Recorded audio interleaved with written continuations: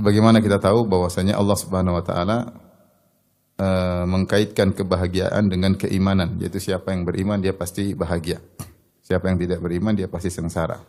Dalam banyak ayat, di antaranya Allah berfirman, "Man 'amila shalihan min dzakarin aw untha wa huwa mu'min, falanuhyiyannahu hayatan thayyibah wa lanajziyannahum ajrahum bi ahsanil ladzi kanu ya'malun." Kata Allah Subhanahu wa taala, siapa yang beramal saleh, laki-laki maupun wanita, wa huwa mu'min, dalam kondisi beriman, maka kami akan berikan dia kehidupan yang baik, yaitu kebahagiaan di dunia, dan kami akan balas dia dengan yang terbaik di akhirat.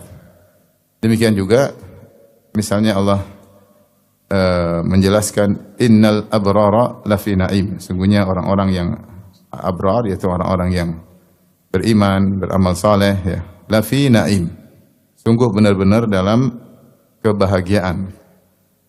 Kata Ibnu Qayyim rahimahullah, na'im di sini mencakup 3 alam, yaitu alam dunia, kemudian ad-dur ats-tsalatsa, yaitu alam dunia, darul dunia, kemudian darul barzakh, dan darul akhirah. Dia akan bahagia di dunia, bahagia di alam barzakh, dan juga bahagia di akhirat.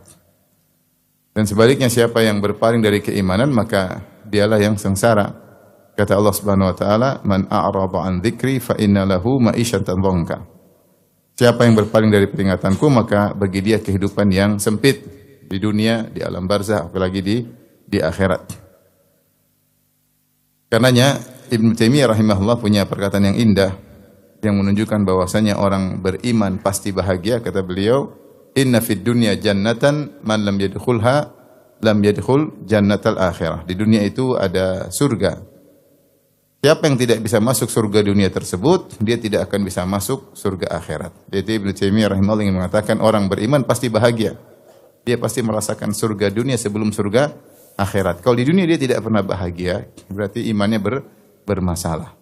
Kalau dia imannya benar, sebelum merasakan surga akhirat, harusnya dia sudah merasakan surga dunia. Inna fid dunya jannatan man lam yadkhulha lam yadkhul jannatal akhirah. Dunia ada surga, siapa yang tidak bisa masuk surga tersebut di dunia, dia tidak akan bisa masuk surga akhirat. Oleh karenanya beliau juga pernah berkata, "Madza yaf'alu a'da'i bi jannati fi qalbi." Apa yang hendak dilakukan oleh musuh-musuhku kepadaku, sungguhnya surgaku ada di hatiku. Itu kemanapun dia berada, dia bawa imannya, dan kemanapun dia berada, maka kebahagiaan akan bersamanya. Siapa yang beriman, dia akan bahagia. Meskipun beliau dipenjara, dimusuhi, diasingkan, beliau mengatakan, apa yang hendak dilakukan oleh musuh-musuhku kepadaku? Jannati fi qalbi, bahwasanya surgaku ada di hatiku. Demikian juga orang-orang salihun dulu berkata, lau ya'lamu, kalau seandainya para raja, lau ya'lamul muluk wa abna'ul muluk ma nahnu alaih la jaladuna alaih. Ya, lau ya'lamul muluk wa abna'ul muluk ma nahnu fihi la jaladuna alaihi. Seandainya para raja dan para pangeran tahu akan kebahagiaan yang kami rasakan, tentu mereka akan merampas dari kami meskipun harus dengan memukulin kami. Yang ini menunjukkan bahwasanya kebahagiaan asalnya adalah keimanan. Dan kalau kita bicara tentang iman, Ahlus Sunnah wal Jamaah mendefinisikan iman dengan al-iman itu adalah qaulun wa amalun, ya. Wa i'tiqadun, ya. Qaulun bil lisan, amalun bil arkan, wa i'tiqadun bil jinan. I'tiqadun bil janan, ya, bahwasanya iman itu adalah perkataan dengan lisan, perbuatan dengan anggota tubuh, dan keyakinan di hati. Yazidu bit ta'ah wa yanqusu bil ma'siyah. Iman itu bertambah dengan ketaatan dan berkurang dengan kemaksiatan.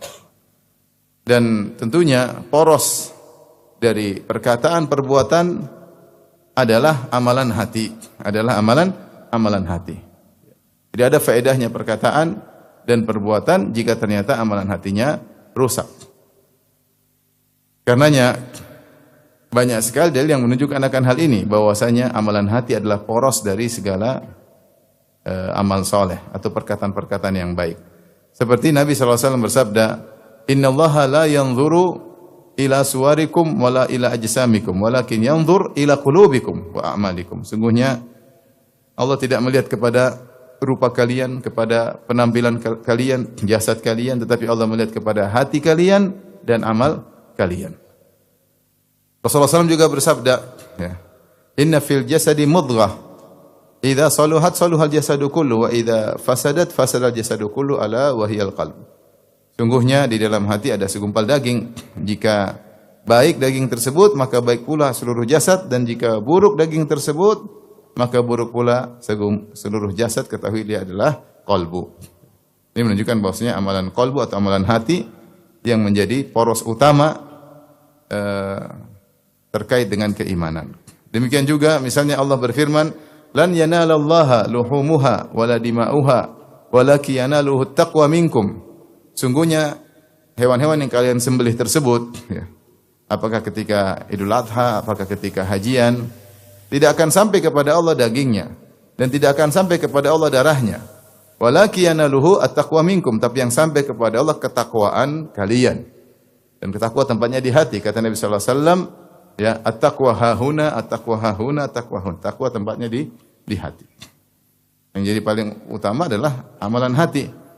Adapun darah, daging, ya, bukan itu yang menjadi patokan utama. Yang patokan utama adalah walaki yanaluhu at-taqwa minkum, yang sampai kepada Allah adalah ketakwaan kalian. Allah juga berfirman, "Yauma la yanfa'u malun wala banun illa man atallaha biqalbin salim." Hari di kiamat nanti tidak bermanfaat, ya, harta maupun anak-anak, kecuali orang yang datang bertemu dengan Allah dengan hati yang bersih, dengan hati yang bersih. Makanya kalau kita lihat juga ketika Allah berbicara tentang orang kafir, Allah juga sebutkan sebabnya mereka kafir, sebabnya mereka rusak karena hati mereka bermasalah, karena amalan hati mereka bermasalah. Seperti Allah berfirman, "Afala yatadabbarunal Qur'an am ala qulubin aqfaluha?" Apakah mereka tidak mentadabburi Al-Qur'an, ataukah ada gembok yang menggembok, mengunci hati-hati mereka? Kok tidak ada asarnya, tidak ada dampaknya, tidak ada faedahnya? Am ala qulubin aqfaluha? Atau hati mereka bermasalah, digembok sehingga tidak bisa mengambil faedah. Allah juga berfirman, "Kalla bal rana ala qulubihim ma kanu yaksibun." Sungguhnya yang menjadikan mereka bermasalah karena hati mereka sudah diliputi oleh ron, yaitu hitam yang meliputi hati mereka akibat maksiat yang mereka lakukan. Sehingga percuma faedah yang disampaikan, mereka tidak akan bisa ambil faedah. Ya. Kata Allah Subhanahu wa taala, "Wa laqad dzara'na li jahannama katsiran minal jinni wal insi lahum qulubun la yafqahuna biha." Sungguh kami telah penuhi neraka dengan banyak jin dan manusia. Kenapa mereka bisa masuk neraka? Allah katakan di awal, lahum qulubun la yafqahuna biha. Mereka punya hati-hati tapi mereka tidak bisa berfikir dengan hati mereka, yaitu hati mereka bermasalah. Allah juga berfirman, "Fa innaha la ta'mal absar, walakin ta'mal qulubul lati fis sudur." Yang jadi buta bukanlah mata, kata Allah, tapi yang buta adalah buta hati. Ya. Allah juga berfirman, "Fi qulubihim marad, fazadahumullahu marada." Sungguhnya hati mereka berpenyakit, maka Allah tambah lagi penyakit dalam hati mereka. Allah juga berfirman, "Falamma zagu azagallahu qulubahum." Tatkala mereka menyimpang, Allah simpangkan lagi hati mereka. Allah juga berfirman, "Wa nuqallibu afidatahum wa absarahum kama lam yu'minu bihi awwala marrah." Dan kami balikkan hati mereka dan pandangan mereka sebagaimana mereka tidak beriman di awal kali. Jadi kalau kita lihat ternyata kekafiran, kemaksiatan, kefasikan juga masalahnya karena amalan hati. Adapun lisan maupun anggota tubuh adalah ekspresi dari apa yang ada di hati. Apa yang ada di hati. Karenanya dari situ kita tahu bahwasanya memperhatikan amalan hati adalah penting karena dia adalah pokok utama dari keimanan. Siapa yang hatinya benar, niscaya imannya akan baik. Dan siapa yang imannya baik, niscaya dia akan bahagia. Terus kita perhatikan juga amalan-amalan hati kalau lihat sekilas membuat inilah sebab bahagia. Dan maksiat-maksiat hati itulah secara sekilas juga penyebab kesengsaraan. Taib, orang yang coba amalan hati, yang bersyukur, bahagia tidak? Syukur. Syukur pertama dengan hati. Syukur benar dengan lisan, dengan anggota tubuh. Yang pertama adalah pengakuan hati. Pengakuan bahwa segala nikmat dari Allah, mensyukuri apa yang Allah berikan. Ya. Qanaah. Qanaah itu amalan apa? Amalan hati. Kata Nabi sallallahu alaihi wasallam, "Walaisal ghina an kathratil arad, walakinnal ghina ghina nafs." Bukanlah kekayaan dengan banyaknya aset, tapi kaya yang sungguhnya kaya hati. Siapa yang kaya hati? Dia yang kaya sungguhnya, dia yang bahagia. Ya. Kata Nabi sallallahu alaihi wasallam, "Qad aflaha man aslam wa ruziqa kafafan wa qanna Allah bima atah." Sungguh beruntung orang yang Islam, itu selamat dari kesyirikan. Wa razaqahu kafafan, dan Allah berikan dia rezeki yang kafaf, yang tidak berlebihan tapi tidak juga kurang, cukup ya, sehingga dia tidak sibuk dengan mencari rezeki berlebihan. Ya, ada alhamdulillah cukup. Wa qanna Allah bima atah, dan Allah buat dia jadi qanaah dengan apa yang Allah berikan kepada dia. Inilah orang bahagia, yang qanaah. Ya, orang qanaah dia yang bahagia. Sebagaimana perkataan Imam Syafi'i, idza ma kunta dza qalbin qanu'in fa anta wa malikud dunya sawa'u. Kalau kau punya hati yang qanaah, sungguhnya kau dan raja sama saja. Raja itu pingin puas. Makanya dia bangun ini, dia ekspansi, dia pingin puas. Ya. Dan belum tentu dia dapatkan, belum tentu dapat kepuasan. Tapi seorang yang mungkin hartanya sedikit, tapi dia bisa jadi puas lebih dulu daripada raja. Kalau dia puas, berarti dia sudah bahagia. Tapi kalau enggak puas, enggak akan bahagia. Orang punya harta sudah sebanyak-banyaknya, enggak puas, enggak akan bahagia. Makanya sering bilang koruptor itu yang korupsi itu mereka orang miskin atau orang kaya? Orang miskin atau orang kaya? Koruptor miskin atau kaya? Dua-duanya benar, miskin dan kaya. Mereka kaya dari sisi aset, miskin hati. Makanya mereka tidak pernah puas. Jadi mereka sebenarnya menderita. Sudah dikasih harta enggak pernah puas, maka tidak pernah bahagia. Lain halnya orang yang qanaah, maka dia akan bahagia. Jadi siapa yang qanaah, dia akan bahagia. Siapa yang khasyah, takut kepada Allah, dia akan bahagia. Bayangkan dia bangun malam, kemudian dia sholat malam, dia menangis. Dalam tangisannya Allah akan kasih kebahagiaan. Orang yang sering menangis malam, dia akan bahagia. Dia akan bahagia. Kenapa? Dia punya khasyah. Ya. Inna kunna qablu fi ahlina musyfiqin famanallahu alaina wa waqana adzabas sam. Kami, kata penghuni surga, kami dahulu di dunia ketika di tengah keluarga kami musyfiqin, kami takut. Famanallahu alaina, maka di akhirat Allah beri anugerah kepada kami, wa waqana adzabas samum, dan Allah selamatkan kami dari azab neraka. Orang yang takut kepada Allah dia akan bahagia. Khusyuk sama ya. Datang kebahagiaan. Apa kata Nabi sallallahu alaihi wasallam kepada Bilal? Ya Bilal, arihna bis salat. Ya Bilal, istirahatkanlah kami dengan salat. Rasulullah merasakan kalau sudah salat, dia merasa kebahagiaan. Ju'ilat qurratu aini fi salat. Kata Nabi sallallahu alaihi wasallam, Allah jadikan kebahagiaanku pada salat. Amalan hati. Orang kalau bisa salat khusyuk, dia pasti bahagia. Amalan hati. Orang yang tawakal kepada Allah, bahagia enggak? Bahagia dengan berbagai macam ujian kehidupan yang tidak ada yang bisa menghindari. Ujian kehidupan menimpa siapa saja, miskin, kaya, terkenal, enggak terkenal, pejabat, rakyat jelata, semua ditimpa dengan ujian kehidupan. Siapa yang bahagia di antara mereka ketika diuji? Yang bertawakal kepada Allah. Siapa yang bahagia? Orang yang sabar, dia yang bahagia. Yang tidak sabar menderita. Makanya Rasulullah SAW bersabda, "Wa ma utiya ahadun ata'an khairan wa awsa minas sabar." Ya. Tidak seorang pun diberikan anugerah oleh Allah yang lebih luas dan lebih baik daripada sabar. Siapa yang sabar, dia yang bahagia. Siapa yang sabar, dia yang bahagia. Semua amalan hati bikin bahagia. Ya.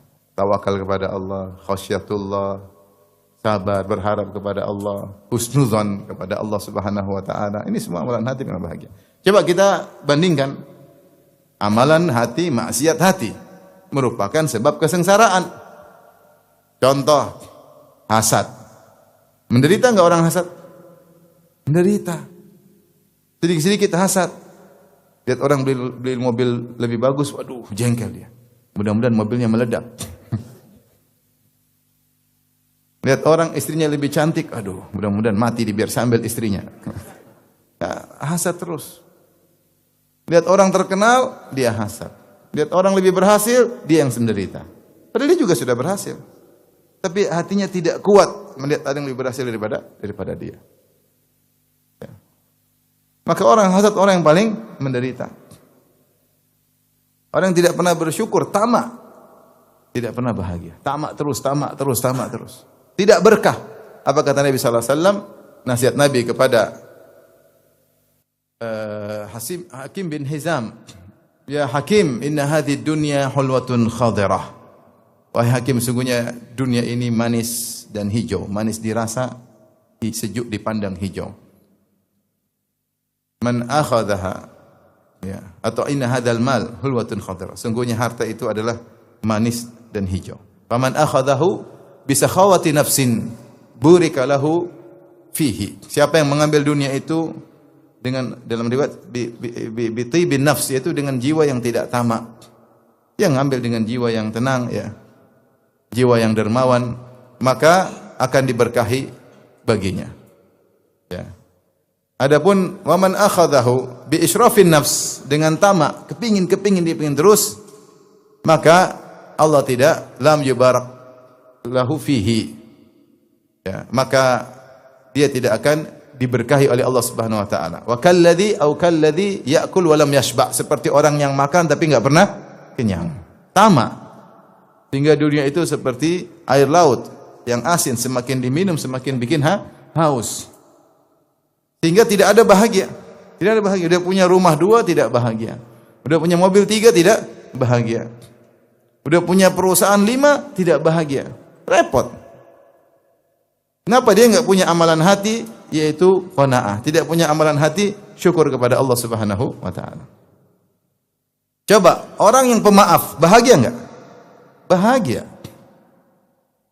Punya amal hati, mudah memaafkan, oh bahagia. Apapun yang terjadi dia mudah maafkan. Bahagia. Lihat Nabi Yusuf alaihissalam, begitu mudah memaafkan. Sampai Nabi sallallahu alaihi wasallam mengatakan, ma aqulu lakum illa kama qala akhi Yusuf. Ya.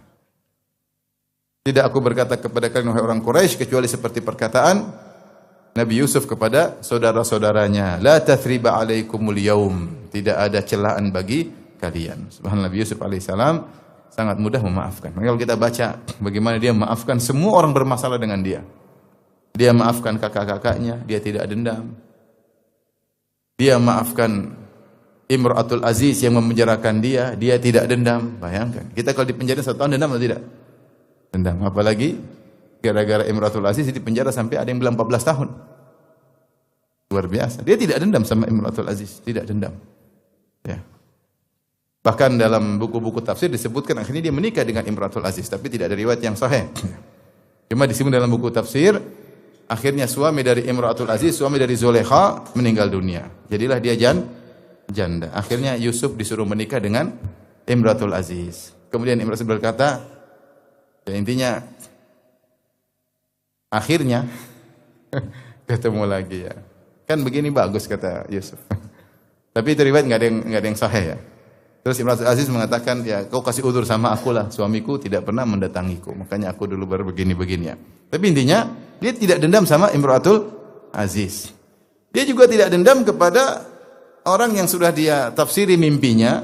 Kan dia waktu tafsirkan salah seorang, qala lilladzi dhanna annahu naji minhuma udhkurni 'inda rabbik. Fa ansahu syaitanu dzikra rabbih falabitha fis sijni bid'a sinin. Ketika 2 orang datang kepada Yusuf minta ditafsirkan mimpi, Yusuf tafsirkan, yang satu bakalan dibunuh, disalib, yang satu bakalan dibebaskan kemudian jadi pelayan khusus raja. Maka dia berkata kepada orang yang diduga akan menjadi pelayan raja, "Udhkurni inda rabbik." Jangan lupa sebut-sebut saya di depan raja. Maksudnya disuruh, kalau kau lagi ngelayani raja, cerita dong tentang saya. Yusuf begini supaya Yusuf dibebaskan. Ternyata kata Allah, "Fa'ansahu syaitanu dzikra rabbih." Ternyata orang ini lupa cerita. Akhirnya Yusuf tambah lagi penjaranya 7 tahun. Boleh cerita keluar selesai. Setelah 7 tahun dia datang, raja mimpi dia enggak tahu, enggak ada yang bisa nafsirkan mimpi raja, maka dia bilang, "Oh, iya ada Yusuf." Ya. Ya. Wa qala alladhi naja minhuma waddakara ba'da ummatin ana unabbi'ukum bi ta'wilihi fa arsilun. Maka berkatalah pelayan raja tadi sudah ingat, setelah 7 tahun dia baru ingat. Oh, tenang raja. Ada orang yang bisa tafsirkan mimpimu. Ana unabbi'ukum, saya akan kabarkan apa tafsir mimpi sang raja. Maka dia pun segera datang ke penjara Yusuf. Dia berkata, Yusufu ayyuhas siddiqu aftina fi sab'i baqaratin simanin ya'kuluhunna sab'un ijaf wa sab'i sumbulatin khudrin ukhra yabisat la'alli arji'u ilan nasi la'allahum ya'lamun. Wahai Yusuf, berilah fatwa kepada kami jawaban tentang mimpi raja yang di mana dia melihat 7 sapi kurus makan 7 sapi gemuk, 7 bulir gandum yang hijau, kemudian yang kering. Semoga aku kabarkan kepada manusia sehingga mereka tahu. Yusuf tidak bilang, kemana saja lu ya. 7 tahun tidak nongol, datang-datang sekarang minta tolong lagi. Enggak. Nah, Yusuf enggak gitu. Memaafkan. Dia tidak celah sama sekali. Nah, dia jelaskan. Bahkan ketika dia jelaskan bukan cuma jelaskan arti tafsir mimpi tersebut. Dia tidak dendam sama Raja Mesir. Bahkan dia tafsirkan dan dia sebutkan solusinya. Kalau dia, apa tafsir mimpi tadi? Mimpi tersebut hanya mengatakan maksudnya akan ada 7 musim panen 7 tahun dan akan ada 7 tahun musim kemarau. Itu saja. Tapi ternyata tidak demikian. Yusuf bahkan nafsirkan dengan memberi solusi. Qala tazra'una sab'a sinda'aban fama hasadtum fadharuhu fi sumbulihi illa qalilan mimma ta'kulun. Thumma ya'ti min ba'di dzalika sab'un shidadun ya'kulna ma qaddamtum lahunna illa qalilan mimma tuhsinun.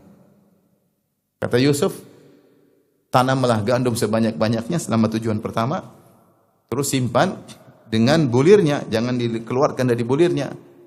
Kemudian makan secukupnya, karena akan datang 7 tahun musim paceklik. Maka akan membuat kalian banyak makan dari hasil yang kalian simpan tadi, ya, tapi akan ada sisanya. Konon, orang yang pertama kali mengajarkan tentang bagaimana cara menyimpan gandum sampai 14 atau 15 tahun adalah Yusuf. Karena dia harus simpan gandum ini, 7 tahun paceklik disimpan, musim panen dan harus bisa bertahan sampai akhir musim apa?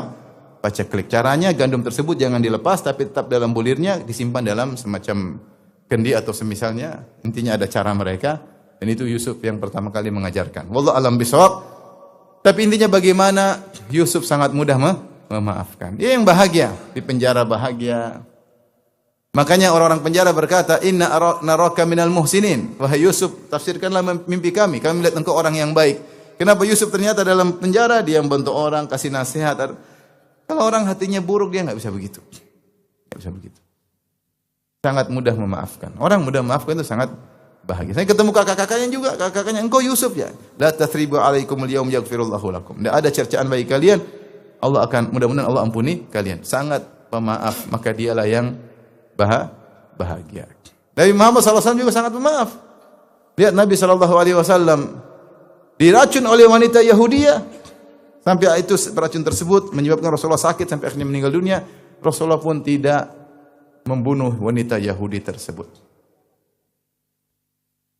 Man taqama li nafsihi qat. Rasulullah SAW tidak pernah marah gara-gara untuk bela dirinya sendiri. Illa antun tahaka hurumatullah. Kalau dilanggar larangan Allah baru dia marah. Kalau untuk diri dia enggak. Maafkan. Rasulullah SAW disihir oleh Labid bin al-A'sam Yahudi. Ketahuan yang nyihir adalah Labid bin al-A'sam. Rasulullah pun tidak marah, tidak membunuh Labid bin al-A'sam.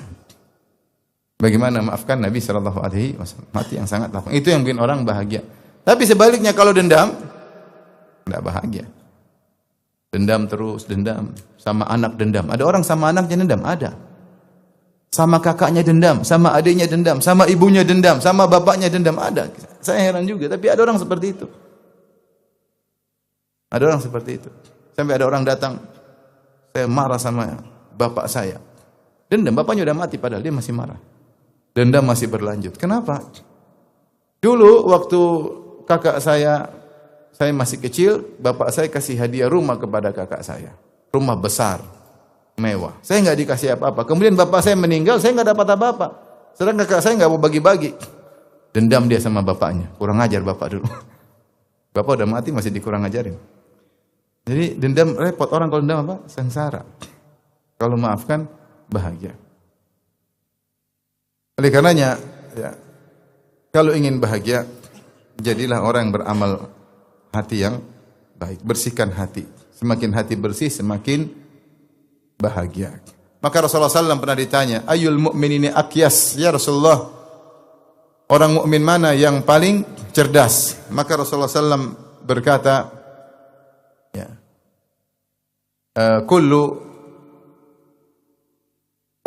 Rasulullah ditanya, Ayul muslimin afdal?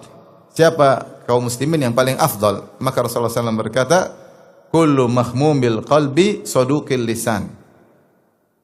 Qala ya Rasulullah, arafna saduqul lisan, saduqul lisan.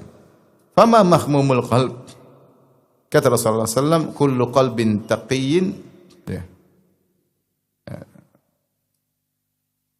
Ketika ditanya, Rasulullah berkata bahwasanya orang mukmin yang paling afdal siapa? Kata Rasulullah SAW adalah orang yang selalu membersihkan hatinya, mahmumil qalb itu hatinya selalu disapu dan selalu jujur lisannya. Sahabat bertanya, saduqul lisan arafnahu, orang yang lisannya jujur kami paham. Apa fama mahmumul qalb? Apa itu maksud hati yang selalu disapu? Mahmum itu disapu. Maka Rasulullah SAW mengatakan mahmumul qalb yaitu qalbun taqi laisa fihi ithmun, ya, wala baghiyun wala haqdun atau hiqdun wala hasad. Itu setiap hati yang bersih, yang tidak ada hasad di dalamnya, tidak ada dengki di dalamnya, tidak ada dosa di dalamnya, tidak ada bagyun, tidak ada kezaliman di dalamnya. Ini manusia yang paling afdal, kata Nabi sallallahu alaihi wasallam.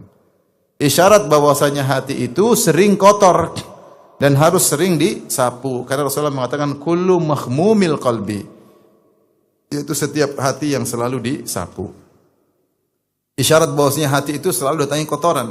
Kotoran dari mana? Dari apa yang kita lihat, dari apa yang kita dengar, dari interaksi kita. Potensi kotoran mengenai hati besar. Maka hati harus selalu disapu. Kalau enggak disapu akan numpuk maksiat yang kita lakukan. Harus istighfar. Harus kita bersihkan hati ini. Kalau enggak hati kita ini akan penuh dengan kotoran. Makanya Rasulullah mengatakan kullu mahmumil qalb, hati yang senantiasa disapu. Sehingga ketika sering disapu, akhirnya hati tersebut naqiyun, bersih. La ithma fihi, tidak ada dosa dalamnya. Wala baghyu, tidak ada kezaliman, tidak ada niat menzalimi orang, tidak ada. Wala hiqdun wala hasad, tidak ada kedengkian, tidak ada kejengkelan sama orang, hati yang bersih. Tidak ingin orang lain celaka, tidak ingin nikmat dari orang lain hilang, enggak. Hati yang kembali kepada Allah bersih. Ini orang yang paling afdal di sisi Allah Subhanahu wa taala. Oleh karenanya seorang berusaha selalu membersihkan hatinya. Kapan hatinya bersih, maka dia adalah orang yang paling bahagia. Dari situ ikhwan dan akhwat yang dirahmati Allah Subhanahu wa taala, maka hendaknya kita selalu mengecek hati kita ini. Amal-amal hati perhatikan. Tapi di akhir pembahasan saya akan bahas tentang keutamaan amalan hati secara umum. Apa saja poin-poin amalan hati sehingga kita hendaknya memperhatikan amalan hati kita. Karena banyak orang yang lebih fokus memperhatikan amalan zahir daripada amalan hati. Penampilan diperhatikan, sunnah-sunnah yang zahir itu bagus, kita perhatikan tata cara salat kita. Tetapi kita kadang lupa memperhatikan bagaimana gerakan hati kita ketika sedang salat. Padahal amalan hati lebih utama. Berikut beberapa poin ya yang menunjukkan akan urgensinya amalan hati. Urgensinya amalan hati. Yang pertama, ikhwan dan akhwat yang dirahmati Allah Subhanahu wa taala, bahwasanya sudah kita singgung tadi, amalan hati merupakan asal. Adapun amalan zahir merupakan furu', merupakan cabang. Merupakan cabang. Kalau hati baik, maka cabangnya juga akan baik. Kalau asalnya, akarnya buruk, maka cabangnya juga akan buruk. Tidak ada orang yang rusak zahirnya kecuali hatinya bermasalah, asalnya bermasalah. Ya. Kalau ada orang arogan, pasti hatinya sombong. Kalau enggak sombong, enggak mungkin apa? Arogan. Kalau ada orang baper, sedikit tersinggung, itu berarti kadang-kadang hatinya ada kesombongan. Karena dia merasa tidak dihargai, karena dia merasa kurang dihormati. Biasanya kenapa? Hatinya ada keangkuhan, ada kesombongan. Orang kurang melayani dia, maka dia marah, hatinya bermasalah. Hatinya bermasalah. Saya sering sampaikan tentang bagaimana kisah Nabi Musa dan Nabi Khadir. Ya Allah sebutkan dalam Al-Quran, فَانْطَلَقَ حَتَّى إِذَا أَتَيَا أَهْلَ قَرْيَةٍ اسْتَطْعَمَا أَهْلَهَا فَأَبَوْا أَن يُضَيِّفُهُمَا. Berjalanlah Nabi Musa dan Nabi Khadir menuju pada suatu kampung. Mereka pun minta dijamu, minta makan dari penduduk kampung tersebut. Minta jamuan. Mereka musafirin, minta dijamu, minta makan. Fantalaqa hatta idza ataya ahla qaryatin tat'ama ahlaha. Mereka berdua minta makan kepada penduduk kampung tersebut. Apa kata Allah? Fa abau ayyudayyifuhuma. Allah menggunakan waul jamaah. Fa abau, mereka semuanya enggan ayyudayyifuhuma, untuk menjamu mereka berdua. Sebagian ahli tafsir mengatakan berarti Musa dan Khidir atau Khadir mengetuk pintu rumah satu-satu.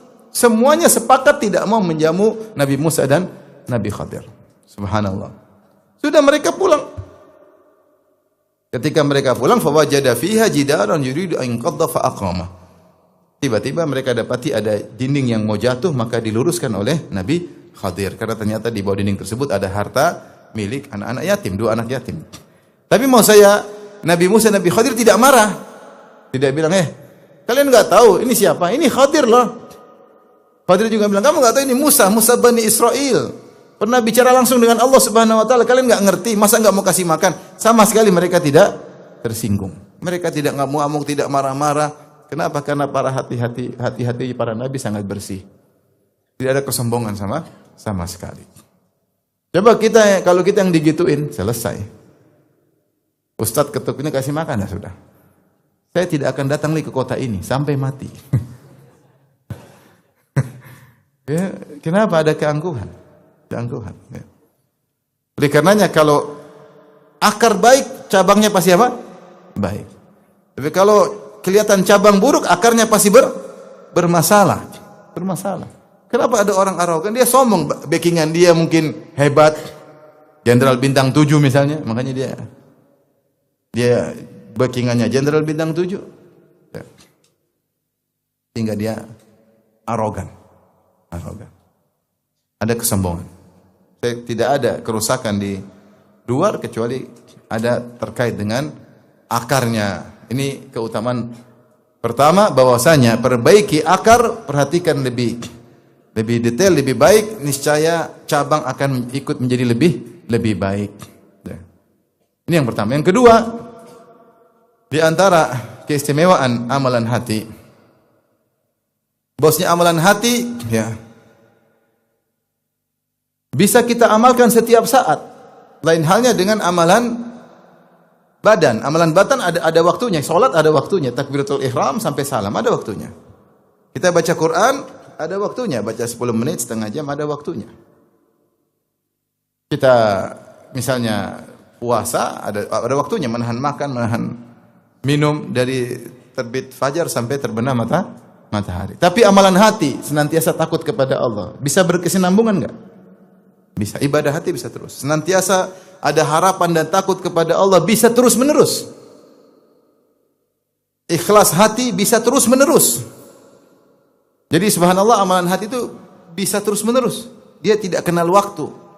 Maka ditinjau dari hal ini, kita bisa mengamalkan firman Allah, "Wa ma khalaqatul jinna wal insa illa liya'budun." Allah berfirman, tidaklah aku ciptakan jin dan manusia kecuali untuk beribadah kepadaku, yaitu seluruh hidupku hanya untuk ibadah kepada Allah. Allah juga berfirman, "Qul inna salati wa nusuki wa mahyaya wa mamati lillahi rabbil alamin." Katakanlah, sungguhnya salatku, sembelihanku, hidupku seluruhnya dan matiku hanya untuk siapa? Allah. Bagaimana kita bisa jadikan hidup kita seluruhnya ibadah? Di antaranya dengan ibadah amalan hati. Ibadah hati. Kalau kita hanya bersandar kepada ibadah amalan badan, susah. Karena amalan badan ada waktunya. Orang tidur dalam kondisi takwa kepada Allah bisa nggak? Bisa. Dia sedang tidur, dia takut kepada Allah. Takut kepada Allah. Bahkan ketika dia mimpi pun dia takut kepada Allah. Ketika dia mimpi ada cewek goda, ternyata dia kabur. Padahal selama ini nggak pernah digoda cewek, karena wajahnya pas-pasan. Tapi dalam mimpi pun dia takwa kepada Allah. Dia bilang nggak boleh, haram. Subhanallah. Dalam mimpi pun dia bisa menjalankan ketakutan kepada Allah Subhanahu wa taala. Jadi amalan hati di antara keistimewaannya bisa selalu bersama seorang. 24 jam bisa bersama dia. Beda dengan amalan badan, amalan lisan yang ada waktunya, awal dan akhir. Ini di antara keutamaan amalan hati. Kemudian amalan hati dikatakan oleh sebagian salaf, an-niyah ablagu minal amal. Niat terkadang lebih sampai daripada amal. Kok bisa demikian? Kadang meskipun amal belum sampai, niat sudah sampai. Seperti kata Nabi sallallahu alaihi wasallam, man talaba atau man sa'ala syahada sadiqan ballaghahu Allahu manazil syuhada wa in mata ala firashihi. Kata Nabi sallallahu alaihi wasallam, siapa yang tulus ingin mati syahid, benar-benar dia tulus, ya Allah anugerahkanlah aku mati syahid, maka dia akan mendapatkan pahala mati syahid meskipun meninggal di atas tempat tidurnya. Kenapa? Karena niatnya tulus ketika minta ingin mati syahid. Meskipun tidak berhasil mati syahid, tetap dicatat ketulusan niatnya. Sehingga niat terkadang lebih cepat daripada amal. Amal belum bisa. Mungkin enggak ada jihad yang syar'i, atau dia tidak punya kemampuan untuk berjihad. Ternyata niatnya sudah benar, dia sudah dicatat sebagai orang yang mati syahid meskipun meninggal di atas tempat tidurnya.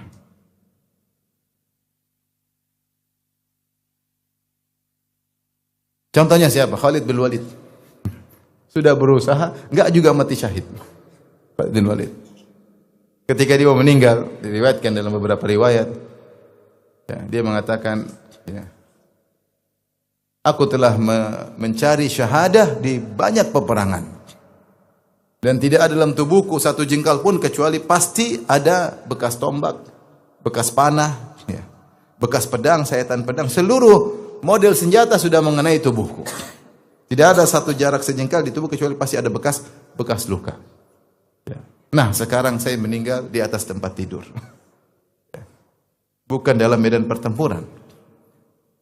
Dan dia berkata, malam yang paling aku sukai bukanlah malam ketika dikabarkan kepadaku saya punya anak baru lahir. Bukanlah malam ketika dihadirkan kepadaku istri baru yang cantik, bukan. Malam yang paling aku cintai, yang paling aku sukai adalah ketika aku bermalam dengan kaum Muhajirin atau kaum Ansar menanti besok menyerang musuh. Itu malam yang paling aku cintai. Itu Khalid bin Walid. Makanya ketika saat dia berperang, kemudian ada entah Raja Romawi atau Persia ngajak negosiasi. Dia bilang, Khalid, bawa pulang anak buahmu, kami akan berikan dinar kepada mereka. Kata Khalid bin Walid, saya telah datang membawa suatu kaum yang mereka mencintai kematian, mencintai syahadah seperti kalian mencintai khamar. Kalian suka hobi minum khamar? Ini orang semua hobi mati. Maksudnya Khalid bin Walid luar biasa. Tapi dia tidak mendapat syahadah secara real, secara fisik, tapi dengan hatinya dia sudah mencapai apa? Mati syahid. Maka dia mengatakan wala namat ayunul jubana. Itu orang takut, ngapain takut kata dia. Saya aja perang berkeh enggak mati-mati juga. Sekarang mati tempat tidur. Kama matal ba'ir, seperti onta yang mati enggak ada apa-apa meninggal ya. Jadi mau saya, niat itu ablaq minal amal. Terkadang niat lebih mencapai daripada amal ya. Makanya kata Rasulullah SAW, man hamma bihasanatin, siapa yang berniat melakukan kebaikan, walam ya'malha, namun dia tidak melakukannya, kutiba lahu hasanatun kamilah, maka dicatat baginya kebaikan yang sempurna. Baru niat, belum ngerjain, sudah dapat amal, sudah dapat pahala. Kalau amal belum, karena dia dapat pahala dengan pahala niat. Bahkan dalam sebagian hadis kata Rasulullah SAW, innama ad-dunya li'arba'ati anfar, sungguhnya dunia ini untuk 4 orang. Adapun yang pertama, seorang yang Allah berikan ilmu dan harta, maka dia pun bersedekah dengan ilmunya. Hartanya dia sedekah, dia punya ilmu. Yang kedua, seorang diberikan harta, diberikan ilmu tanpa harta, maka dia berkata, "Lau kana li malun, ya, la af'alu kama fa'ala fulan, atau la atasaddaq kama tasaddaq fulan." Seandainya saya punya harta, saya akan bersedekah seperti si fulan yang suka bersedekah. Cuma saya enggak punya harta, punya ilmu saja. Kata Nabi sallallahu alaihi wasallam, "Huwa biniyatihi fa ajruhu masawa." Kata Nabi, orang kedua dengan orang pertama, yang kedua ini karena niatnya benar tulus. Kalau saya punya uang saya akan sedekah, maka dia dan yang pertama pahalanya sama. Ini menunjukkan bagaimana amalan hati luar biasa. Niat yang sangat luar biasa. Baik. Di antara keutamaan amalan hati, ikhwan dan akhwat yang dirahmati Allah Subhanahu wa taala, amalan hati bisa menjadikan amalan duniawi bernilai akhirat dengan niat. Kita makan, kita minum bisa bernilai pahala jika niat kita benar. Bahwasanya saya niatkan karena Allah Subhanahu wa taala. Sebagaimana ketika Rasulullah mengutus Mu'adz bin Jabal dan Musa al-Asy'ari ke negeri Yaman, kemudian mereka ngobrol di tengah jalan, saling bertanya bagaimana tentang Al-Qur'an. Maka Musa berkata, saya baca Qur'an terus dari atas kendaraan, saya baca Qur'an, saya berdiri baca Qur'an, saya duduk baca Qur'an. Kata Mu'adz bin Jabal, dan dia adalah seorang yang dikatakan a'lamun nas bil halal wal haram, yang paling paham tentang halal dan haram, dia berkata, ama ana fa ahtasibu naumati kama ahtasibu qaumati. Itu aku salat dengan Al-Qur'an, aku juga tidur. Dan dia berkata, adapun aku berharap dengan tidurku agar dapat pahala sebagaimana aku berharap dengan salat malamku agar aku dapat pahala. Itu maksudnya apa? Itu Mu'adz bin Jabal radhiyallahu anhu ketika dia tidur, dia niatkan untuk istirahat supaya kuat salat malam. Sehingga dia mengatakan, saya berniat dapat pahala dengan tidurku sebagaimana saya ingin cari pahala dengan salat malamku. Apa yang menjadikan tidurnya berpahala? Karena niat yang benar. Seorang kalau mau tidur terus dia niat, ya Allah, ingin tidur cepat supaya bisa bangun salat malam. Dapat pahala tidurnya? Dapat, meskipun dia ngorok. Karena dia niat istirahat supaya bisa salat malam. Sudah jam berapa? Sudah setengah 12 tidur, nanti enggak bisa salat subuh. Saya ingin tidur bisa salat subuh di masjid. Tidurnya dapat pahala. Betapa banyak orang tidur enggak dapat pahala. Kenapa? Karena sebelum tidur nonton YouTube sampai ketiduran. Tidur enggak ada niat. Niatnya melanjutkan nonton YouTube tapi sudah ketiduran. Iya enggak? Orang kalau mau tidur nonton film Korea ketiduran, dapat pahala atau dapat dosa? Seandainya matanya kebuka, dia lanjutkan nonton enggak? Ya, saya mau tidur biar besok bisa nonton lagi, lanjut. Dosa tidurnya. Jadi sering kita melakukan kegiatan duniawi tanpa ada pahala karena kita tidak ada niat baik di situ. Enggak ada amalan hati.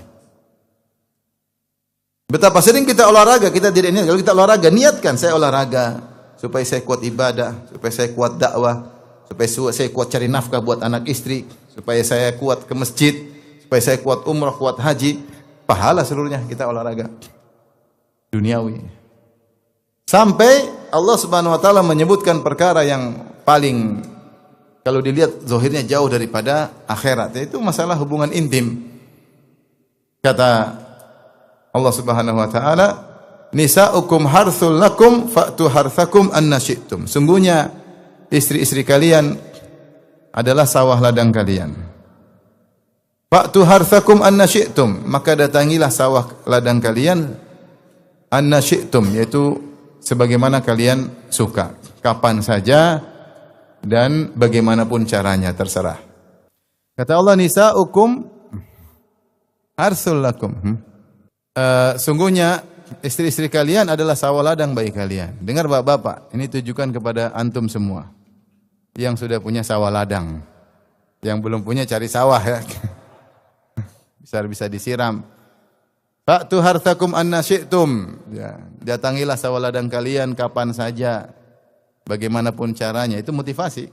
Sawah ladang jangan cuma dibiarin aja, harus didatangi ya. Kemudian kata Allah setelah itu, waqaddimu li anfusikum, dan persembahkanlah pahala untuk kalian. Wattaqullaha wa'lamu annakum mulaquh, dan bertakwalah, wa'lamu, ketahuilah, annakum mulaquh, kalian akan bertemu dengan Allah Subhanahu wa taala. Para ahli tafsir bahas tentang ayat ini. Allah mengatakan, nisa'ukum harthul lakum fa'tu harthakum anna syi'tum waqaddimu li anfusikum. Datangilah istri kalian dan persembahkanlah pahala buat kalian. Bagaimana cara dapat pahala ketika berhubungan dengan istri? Maka para ahli tafsir menyatakan, yaitu dengan niat. Ketika seorang mendatangi istri dengan niat yang banyak, amalan hati, maka dia dapat pahala. Contoh dia niat agar dia menyalurkan hasratnya di tempat yang halal. Untuk terhindar dari tempat yang haram. Berpahala atau tidak? Berpahala. Niat untuk menjaga kehormatan dirinya. Dia mendatangi istrinya niat untuk menjaga, untuk menundukkan pandangannya. Agar matanya tidak jelalatan. Dia sudah menyalurkan apa? Hasratnya. Dia niat untuk menjaga harga diri istrinya. Agar istrinya juga tersalurkan syahwatnya. Sehingga istrinya juga bisa menundukkan pandangan. Dia niat supaya dia bisa punya anak soleh. Maka setiap dia berhubungan, dia niat punya anak soleh. Ya. Sampai dalam satu riwayat, kalau saya tidak salah ingat, Umar bin Khattab mengatakan, terkadang saya datangi istri meskipun saya tidak ada syahwat. Untuk apa? Untuk punya anak soleh. Karena saking sibuknya ibadah, saking sibuknya urusan kenegaraan, dia datangi istri. Karena ingin punya anak soleh. Ternyata mendatangi istri yang itu jauh dari nuansa akhirat, ternyata juga bisa dapat pahala. Yang menyebabkan bisa pahala, kenapa? Karena ada amalan hati. Maka ini sering saya sampaikan, dalam hidup kita sehari-hari selalu niatkan untuk ibadah. Agar kita bisa menjalankan perintah Allah. Wa ma khalaqtul jinna wal insa illa liya'budun. Ya. Yaitu firman Allah Subhanahu wa taala, tidaklah aku ciptakan jin dan manusia kecuali untuk beribadah kepada-Aku. Seluruh kegiatan kita adalah ibadah. Banyak ibu-ibu kalau ngurus rumah niat karena ibadah, berdandan juga karena suami, karena perintah Allah agar membantu suami, menyenangkan suami, ngurusin anak-anak, untuk mengurusi umat Muhammad sallallahu alaihi wasallam. Dia selalu karena Allah. Maka semua kegiatan akan berpahala. Telepon sama kawan, candain kawan untuk membahagiakan hatinya. Kata Nabi sallallahu alaihi wasallam, wal kalimatu thayyibatu sadaqah. Kata-kata yang baik adalah apa? Sedekah. Kalau mau bicara milah-milih kata, mana yang enak didengar, tidak semua yang ada di hati kemudian kita ungkapkan. Fa asarraha Yusufu fi nafsihi wa lam yubdiha lahum.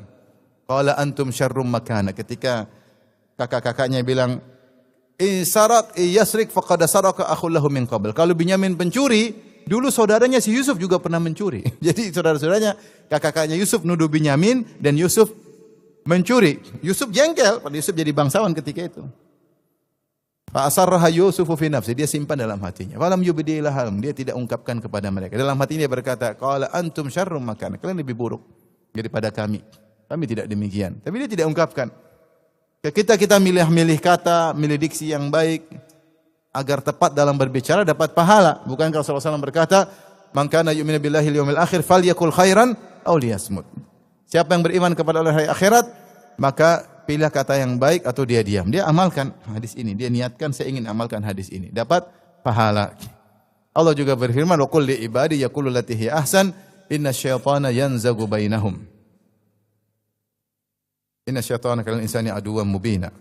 Katakanlah kepada hamba-hambaku untuk memilih kata-kata yang terbaik.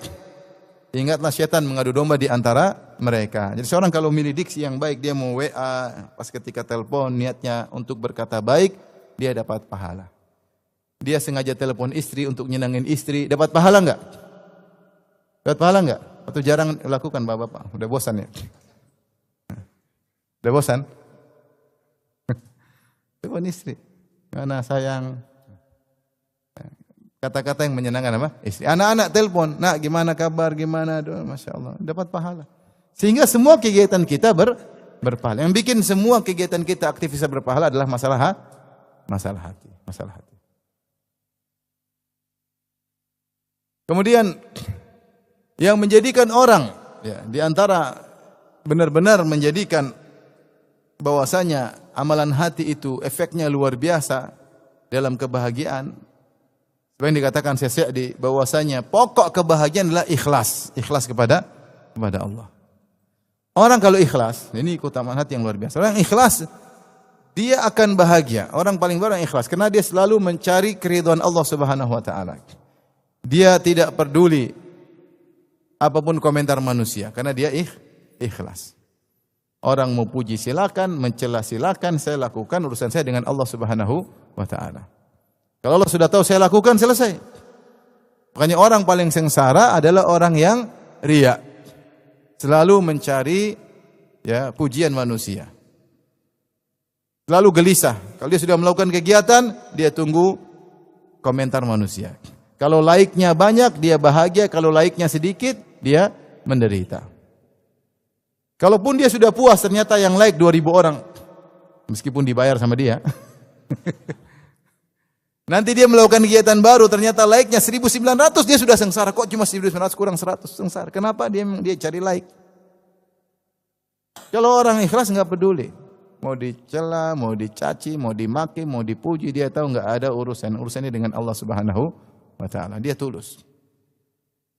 Kalau dia membantu keluarganya, bantu kakaknya, bantu adiknya, mau dibilang apa enggak dibilang terima kasih sama kakak adiknya, enggak ada masalah. Urusan saya dengan Allah Subhanahu wa taala. Innama nut'imukum liwajhillah la nuridu minkum jazaa'an wala syukura. Kami ini kasih makan kalian karena Allah, kami tidak butuh pengakuan dari kalian, tidak butuh balasan kata terima kasih dan juga balasan dari kalian. Maka orang ikhlas orang paling bahagia. Sebagian orang bantu adiknya, dia berharap adiknya bilang terima kasih, Kak. Seorang bantu kakaknya, dia berharap kakaknya bilang terima kasih, Dek. Kalau kakaknya tidak mengucapkan kalimat tersebut, dia malas lagi membantu. Berarti dia membantu bukan murni karena Allah, tapi ada maunya. Orang seperti ini sengsara, repot. Mengharap pamrih dari orang yang dia bantu. Tapi kalau ikhlas, enggak, Allah sudah tahu, selesai. Orang paling bahagia orang yang paling ikhlas. Saya punya kawan ada, dia bantu kakaknya enggak pernah terima kasih. Kakaknya bilang, kamu memang wajib bantu saya, karena dulu waktu kecil yang cebokin kamu saya. Subhanallah. Ya gantian cebok kalau gitu, Kak. Biar selesai urusan. Subhanallah. Ya, ada orang memang tidak mau terima kasih, ada. Mau diapain? Ada yang ngeluh sama Ustaz, saya bantu keluarga, kakak adik, kalau saya bantu banyak dibilang sombong. Kalau saya bantu sedikit dibilang pelit. Terus gimana? Ini kenyataan, saya pernah ditanya gitu. Manusia macam-macam. Kalau niat karena Allah, sudah santai aja. Mau urusan saya dengan Allah Subhanahu wa taala. Allah yang saya berharap pahala dari Allah Subhanahu wa taala. Pernah datang seorang syekh di hotel saya temani. Sang pemilik hotel dibilang sama syekh, kamu kalau ke Saudi ketemu saya ya. Ya mungkin syekhnya lagi ngajar di Masjid Nabawi atau lagi ngajar di Masjid Haram. Kamu temui saya. Kata teman ini, saya yang terjemahkan itu. Syekh, nanti antum mungkin lupa sama saya. Kata Syekh, enggak apa-apa kalau saya lupa. Allah tidak akan pernah lupa sama kamu. Subhanallah. Kita jangan harap membantu orang kemudian diingat sama orang tersebut. Seharusnya orang itu ingat, tapi kan tidak semua orang bisa apa? Ingat. Tidak semua orang bisa ingat. Apalagi saya ketemu orang banyak, saya sering apa? Sering lupa. Saya sering lupa. Makanya saya sering bercanda, saya bilang saya punya kaidah, kalau yang ngundang makan saya ingat. Kalau enggak ngundang makan, saya lupa. Ustaz, ingat saya enggak? Aduh, kau pernah undang makan enggak? Enggak pernah, makanya. Karena hafalan saya terbatas. Sampai suatu hari saya di hotel di Jogja, di hotel sana, hotel, ada orang datang. Assalamualaikum Ustaz. Siapa yang coba-coba ingat, gak ingat? Ketemu di Madinah Ustaz. Kita ketemu di restoran, kita makan bareng. Wah, ini sesuai kaidah, kenapa saya lupa? Ternyata dia bilang, waktu itu antum yang traktir saya. Ah, itulah. Kalau saya yang traktir, saya lupa. Kalau kau yang traktir, baru saya ingat. Nah, kita ini berbuat baik, orang lupa. Biarin aja. Allah tidak akan lupa. Allah tidak akan lupa. Pokoknya orang yang ikhlas dia nyaman. Karena dia mencari ganjaran dari siapa? Dari Allah Subhanahu wa taala. Baik. Di antara keutamaan amalan hati, ya. Betapa banyak Allah memuji orang-orang terkait dengan amalan hati. Seperti Allah berfirman, qad aflahal mu'minun alladzina hum fi salatihim khashi'un. Allah sebutkan pertama kali, sungguh beruntung orang-orang yang beriman, yaitu orang-orang yang mereka khusyuk dalam salat mereka, amalan hati khusyuk. Allah juga misalnya menyebut, tadi saya sebutkan ayatnya tentang orang yang pembicaraan penghuni surga. Mereka berkata, ya, inna kunna qablu fi ahlina musyfiqin. Kami dahulu ketika di dunia di tengah keluarga kami takut. Famanallahu alaina, maka Allah anugerahkan kami pada hari ini di surga dengan keamanan, tidak ada takut. Karena di dunia dulu takut kepada Allah Subhanahu wa taala. Beda dengan penghuni neraka yang diberikan catatan amal dari belakang tubuhnya dengan tangan kiri. Kata Allah, innahu kana fi ahlihi masrura. Dia dulu di tengah keluarganya ketawa ketiwi, senang-senang aja. Tidak ada rasa takut dengan hari akhirat. Bagaimana Allah selamatkan orang ini? Karena takutnya kepada Allah Subhanahu wa taala. Seperti dalam hadis tentang kisah seorang Bani Israel yang saking takut kepada Allah, maka dia kumpulkan anak-anaknya, kemudian dia berkata, wahai anak-anakku, idza mittu faharriquni thumma tahanuni thumma dharuni fil yammi wa fir rih. Wahai anak-anakku, kalau saya mati, bakarlah aku. Kalau saya sudah jadi arang, sudah jadi hangus, tumbuklah jasadku sampai jadi debu. Kalau jadi debu, maka tebarkanlah di laut dan di udara. La in qadirallahu alayya la yu'adzibannani adaban la yu'adzibuhu ahadan minal alamin. Kalau Allah bisa bangkitkan saya, Allah akan adab aku dengan adab yang tidak pernah Allah adab kepada seorang pun. Itu adab yang sangat pedih. Ketika dia mati, anak-anaknya menjalankan wasiatnya. Dibakarlah bapak mereka sampai hangus. Setelah hangus ditumbuk jadi debu. Ditebarkan di udara sehingga lari kemana-mana. Ditebarkan di lautan, lari kemana-mana. Tiba-tiba Allah suruh kumpulkan seluruh jasadnya. Kata Allah, ya ardu ijma'i ma fiki minhu. Kumpulkan seluruh bagian tubuh orang ini yang ada pada dirimu. Yang dari angin kembali lagi, kumpul lagi. Yang dari laut kembali lagi, kumpul. Proses kimia sudah jadi debu, bisa kembali lagi. Mudah bagi Allah, tinggal kun fayakun. Tiba-tiba dia hadir di hadapan Allah. Allah bertanya, ya fulan, ma hamalaka ala dhalik? Apa yang buat engkau berwasiat agar kau dibakar dan dihancur-hancurkan dan ditebarin? Kata dia, khasyataka ya Rabb, karena saya takut kepada engkau. Allah pun ampuni dia. Gara-gara apa? Gara-gara khasyah. Amalan hati luar biasa. Makanya kalau kita perhatikan tentang 7 golongan yang Allah naungi pada hari kiamat kelak, kembali kepada amalan apa? Amalan hati. Imamun adil. Imam yang adil, kenapa? Hatinya takwa kepada Allah, sehingga dia adil. Syabun nasya'a fi ibadatillah. Pemuda yang tumbuh dalam ketaatan. Rajulani tahabba fillah, ijtama'a alaihi tafarraqa alaihi. Dua orang saling berteman karena Allah. Karena Allah. Amalan hati itu bukan? Amalan hati. Berteman bukan karena duniawi, tapi karena Allah. Amalan hati. Rajulun qalbuhu mu'allaqun bil masajid. Seorang hatinya rindu ke masjid. Amalan hati bukan? Amalan hati. Kemudian yang kelima, rajulun da'atum ra'atun dzatu mansibin wa jamalin faqala inni akhafullah. Seorang laki dirayu oleh wanita cantik dan kaya raya. Dia berkata, aku takut pada Allah. Subhanallah. Amalan hati bukan? Siapa yang bisa seperti ini coba? Digoda perempuan cantik jelita, kaya raya. Kalau kita, waduh. Lagi pula enggak ada yang goda seperti itu. Yang ada jelek, kaya raya ada. Cantik, miskin ada. Yang banyak jelek, miskin. Artinya ini orang luar biasa, digoda wanita cantik. Kita laki-laki pengen punya istri cantik kaya raya, duduk manis saja di rumah dapat duit banyak. Suka gitu enggak? Bohong kalau enggak suka. Intinya ini digoda luar biasa. Ternyata dia bilang apa?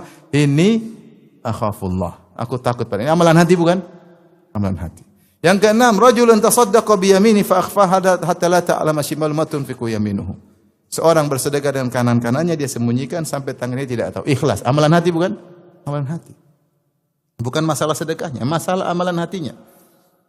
Yang ketujuh, rajulun dzakarallaha khaliyan fa fadat ainah. Dia duduk berzikir, nangis tatkala tidak ada orang. Amalan apa? Apa yang buat dia menangis? Amalan hatinya, takut kepada Allah Subhanahu wa taala. Kata Rasulullah SAW, ainani lam tamassuhuman nar. 2 mata yang tidak akan disentuh oleh api neraka. Ainun bakat min khasyatillah. Mata yang menangis karena takut kepada Allah. Amalan hati. Makanya kalau kita mau baca banyak sekali bagaimana ya keutamaan amalan hati sebab masuk surga. Baik, di antara keutamaan amalan hati yang keberapa ini saya enggak tahu ya. Di antara keutamaan keistimewaan amalan hati yang menentukan besar kecilnya pahala di sisi Allah Subhanahu wa taala. Seperti sabda Nabi sallallahu alaihi wasallam tentang keutamaan para sahabat. Kata Rasulullah SAW, la tasubbu ashabi. "Lau anna ahadakum anfaqa mithla Uhudin dhahaban ma balagha mudda ahadim wala nasifahu." Janganlah kalian mencela para sahabatku. Seandainya salah seorang dari kalian berinfak dengan emas sebesar gunung Uhud, tidak akan mencapai emasnya sahabat kalau hanya berinfak dengan 2 genggam gandum atau 1 genggam gandum. Luar biasa. Kenapa kata para ulama? Karena iman yang berbeda. Iman sahabat tidak akan sama dengan iman dengan orang-orang setelahnya. Sahabat yang pernah lihat Nabi, yang pernah berjihad bersama Nabi, yang pernah memperjuangkan Islam bersama Nabi, yang pernah berinfak di awal-awal Islam, iman mereka tidak sama. Meskipun kamu punya emas sebesar gunung Uhud, infakkan di jalan Allah, ikhlas. Tidak akan sama dengan sahabat yang berinfak 1 genggam gandum, sama-sama ikhlas. Tidak akan sama. Ini Nabi sebutkan. Kata para ulama kenapa? Karena perbedaan iman. Perbedaan iman punya pengaruh dalam kualitas pahala. Ibnu Taimiyah mengatakan 2 orang bisa saja sholat di saf yang sama. Saf yang pertama berdampingan, tapi pahala antara satu dengan yang lainnya sejauh langit dan bumi. Kenapa satunya khusyuk, satunya tidak? Gerakan sama. Waktunya takbiratul ihram sama, saf pertama, waktu salam. Pahalanya jauh berbeda. Kenapa? Yang satu khusyuk, menghayati apa yang dia baca, amalan hatinya luar biasa, satu pikiran kemana-mana. Maka pahala berbeda. Maka amalan hati luar biasa. Makanya Ibnu Mas'ud berkata, ya, bahwasanya umat terbaik atau manusia terbaik dari umat ini adalah para sahabat. Abarruha quluban, yang hati mereka sangat baik. Allah melihat kepada hati manusia, maka Allah mendapati hati para sahabatlah hati yang terbaik. Maka Allah jadikan para sahabat sebagai sahabat-sahabat Nabi sallallahu alaihi wasallam, penolong-penolong Nabi sallallahu alaihi wasallam. Baik, ikhwan dan akhwat yang rahmati Allah Subhanahu wa taala, maksud dan tujuan dari kajian kita ini, jangan kita sepelekan amalan hati. Maka belajar tauhid yang baik, ya. Belajar dengan detail kitabut tauhid. Apa saja amalan-amalan tauhid. Apa saja syirik-syirik yang bisa mencoreng ketulusan tauhid kita kepada Allah Subhanahu wa taala. Kemudian terapkan dalam kehidupan sehari-hari. Jangan hanya menjadi teori untuk memaniskan ucapan dan bibir aja, tapi kita terapkan dalam kehidupan sehari-hari. Allah akan kasih sarana untuk kita menerapkannya. Bukankah kita sering diuji? Seringlah, maksudnya setiap kita diuji lah. Banyak tidaknya tergantung terserah Allah Subhanahu wa taala. Tetapi kalau setiap diuji kita sabar, husnudzon, disitulah kita sedang beramal dengan amalan hati. Allah melatih kita sampai amal hati kita semakin terpupuk sehingga kita ketika meninggal dunia punya amalan hati yang luar biasa. Latih diri untuk tidak hasad. Kalau lihat ada orang diberi kelebihan, jangan hasad. Kita bilang kalau kita dikasih seperti dia, belum tentu kita bisa mensyukurinya. Syukur nikmat itu enggak gampang. Ya, enggak gampang. Kemudian kalau kita dikasih seperti dia, belum tentu kita bisa menjawab dengan baik ketika dihisab. Ya. Belum tentu kita bisa selamat dari godaan-godaan harta tersebut. Coba kalau misalnya antum punya uang 100 miliar, kira-kira masih ngaji nggak? Belum tentu ngaji lagi. Udah sibuk bikin proyek sana, belum tentu ngaji. Antum punya mobil mewah, belum tentu antum tawadhu. Belum tentu tawadhu. Emang tawadhu punya mobil mewah gampang, susah. Apalagi sambil jalan sambil buka jendelanya. Susah, mau tawadhu susah. Tapi kalau antum naik sepeda rusak ya pasti tawadhu, terpaksa tawadhu. Enggak gampang. Udah hisap harta kemana, buat apa, enggak gampang. Antum jangan hasad misalnya seorang dai. Lihat ada dai pengikutnya banyak sekali followernya, enggak usah hasad. Emang gampang jadi orang followernya banyak. Mungkin dia ria, mungkin dia merasa hebat, mungkin dia merasa orang penting. Orang bisa berubah. Terus kemana-kemana orang kejar, minta foto. Terganggu enggak? Terganggu. Jangan hasad orang terkenal. Terkenal juga enggak enak, kemana-mana disorot orang. Lagi makan kayaknya dilihatin orang. Ternyata enggak yang lihat. Ada halusinasi. Merasa dilihat. Mana-mana takut, jangan-jangan ada wartawan, ada ini, ada takut. Takut ada yang sautin dia di jauh. Hidup jadi penuh drama. Coba nggak terkenal, nggak ada yang lihat. Mau apapun nggak ada masalah. Nggak ada yang lihat, cuekin aja. Orang terkenal waktu buat istri sedikit. Sibuk sana, sibuk sini, sibuk sana, sibuk sini. Punya waktu buat keluarga. Kebahagiaan dia sesungguhnya hilang. Emang kebahagiaan itu dengan terkenal? Enggak, kebahagiaan sesungguhnya itu ngobrol sama istri, ngobrol sama anak-anak, jalan-jalan, itu bahagia. Jalan-jalan sama teman, moge-moge ngapain? Kalau bahagia di rumah, sudah nyaman. Ya itu cuma pendukung aja. Jadi jangan terlalu hasad sama orang. Ada hasad, itu orang istrinya 4. Jangan hasad. Antum nggak tahu gimana yang dia hadapi.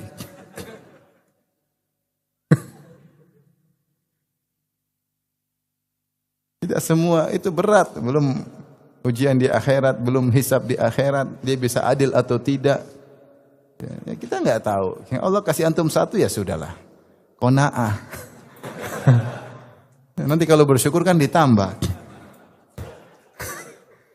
Ya, nggak gampang. Ya ada yang berhasil, ada yang susah. Ya, nggak gampang ya.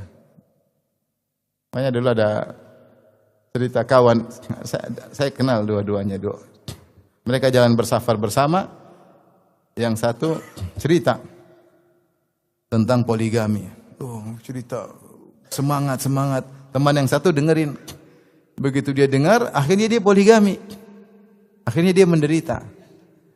Dia bilang sama teman saya satunya itu, kamu cerita bahagia ketika saya poligami, saya sengsara. Nah, kamu nggak sabar, saya baru cerita 30%. Nggak, yang insya Allah, yang bahaya juga banyak. Maksud saya, yang poligami bahagia banyak ya, yang sengsara juga ada ya. Maksud saya, antum jangan hasad maksud saya.